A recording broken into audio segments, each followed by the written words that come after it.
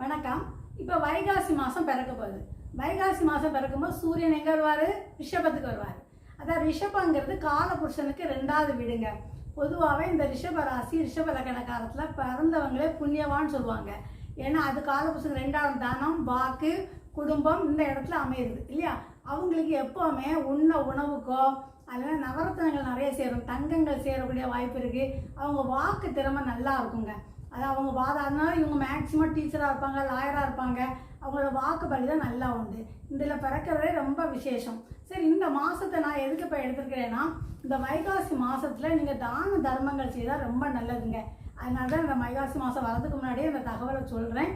நீங்கள் செய்தாலே பிறவி பயணம் அடைஞ்சதுக்கு பலன்.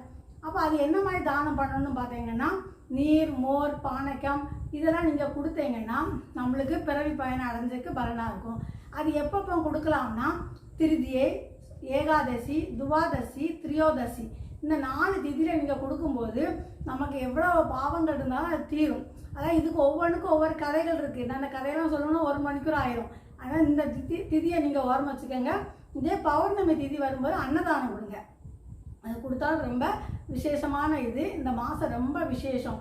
பொதுவாகவே இந்த ரிஷபத்தில் பிறந்திருப்பாங்க இல்லையா, இவங்களை அதோட சின்னம் காளை.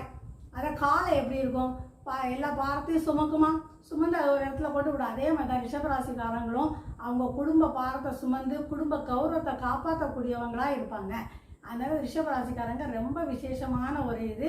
அதேமாதிரி இந்த பிரதோஷத்தில் பாருங்கள், ரிஷப வாகனத்துலாம் அம்மையப்பனை வீதி உலா கொண்டு வராங்களா, அது அவ்வளோ விசேஷமான ஒரு இது. 16 செல்வங்களையும் பெற்று இந்த ரிஷபராசிக்காரங்க வாழ்வாங்க. இப்போ வைகாசி மாதம் இப்போ பாத யாத்திரை எல்லாரும் போவாங்க. அந்த சமயம் நீங்கள் தானம் கொடுங்க, அன்னதானம் கொடுங்க, தண்ணீர் தானம் கொடுங்க, ரொம்ப நல்லது. இது மட்டும் இல்லை, ரிஷபராசி முகத்தை குறிக்கக்கூடியதா.